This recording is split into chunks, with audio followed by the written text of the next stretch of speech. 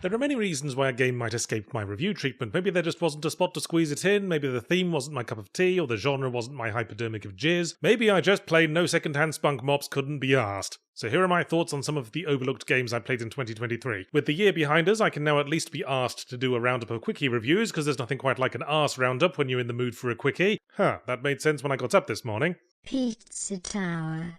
A darling of the indies from early in the year that more people asked me to review than asked me to stop posting videos and commit suicide, which is always a good sign. Commenters tend to assume that if I don't review a game, it's only ever because I secretly love it and can't think of enough mean, sweary ways to describe it. Well, guess what, YouTube Plankton? You're the closest to being right you've ever been. I do like Pizza Tower. I like the anarchic energy of the visuals and how it looks like a Cartoon Network show from that period in the late 90s, when every character had to look like a partially emptied ballsack on the floor of a laundry room for some reason. I like the innovative core platforming mechanics, and it's clearly one of those games I prize that give an awful lot of shit about looking like it doesn't give a shit. Here's why I didn't stick with it though. I can't play it for more than 2 or 3 levels before I get completely stressed out. Having to run backwards through each level with a time limit at the end is a nice idea that I appreciate, but I've been ruined by endless Metroidvanias, making me want to check every crevice and labia in the environment, so having to do that under pressure is more anxiety-inducing than fun. Maybe the game shouldn't have had a hub between levels. I said in my Armored Core 6 review, when a game has to ask me if I want to continue between every fucking mission, it runs the risk of my answer being no thinking about it. At least give me 10 minutes to get back in the mood by looking through these old Domino's takeout menus.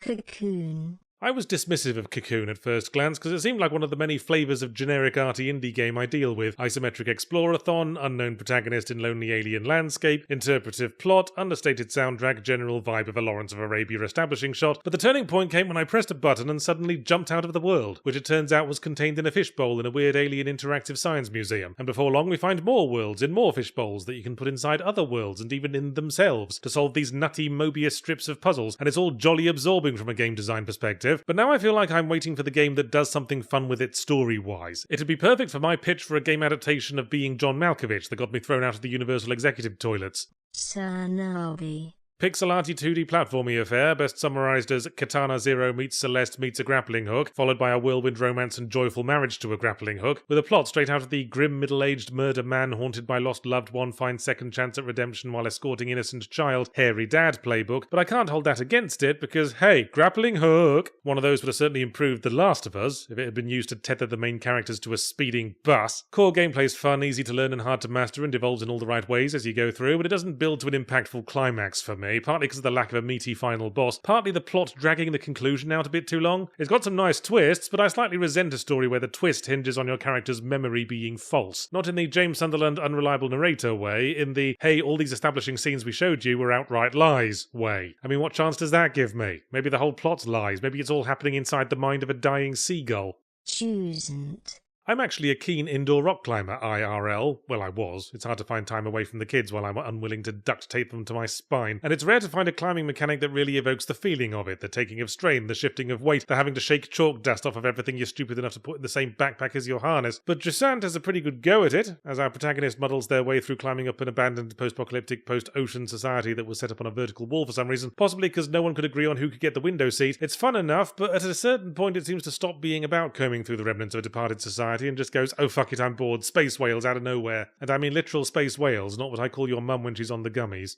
Immortals of Avium. It's a shame I didn't finish game with title so forgettable I literally forgot it as I was saying this, because it had the kind of pure blandness energy that could have powered the Bland 5 list from here to Callisto and back. It's a first-person action-adventure with not particularly fun magic-based shooter combat that has that Ghostwire Tokyo problem, wherein making rude gestures at things just isn't as intuitive or enjoyable as blasting their wrinkly giblets off with a big juicy shotgun, and its only noteworthy quality is that the plot is, in a nutshell, hackneyed young adult fantasy novel The Game. You play a street urchin with a weirdly expensive haircut in an oppressive fantasy city who runs afoul of the evil empire, but discovers they've got special magic powers and falls under the tutelage of a stern but good-hearted mentor, and so on and so on and so on. I thought it best to pack it in before the game's protagonist needed to pick which of 2 troubled hunky boys he most wanted to snog.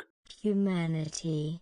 A Japanese puzzle game where you play a magic shiny dog dropping instructions in the path of a stream of aimlessly wandering humanity to save them, rather than, as one might expect, to get ironic revenge for Crufts. Which made me go, you're right, humanity, why don't we ever see games like Lemmings anymore? Not entirely like Lemmings, of course. Lemmings penalised you if you let too many of your column of adorable squeaky charges march trustingly to their gory deaths, whereas in Humanity you can watch streams of humanoids plunge off cliffs for as long as it takes to process whatever it is that's going on in your vile head, which for me sucks the fun out of simulated genocide. Still, it was nice to see. And speaking of the complete opposite of that, Call of Duty.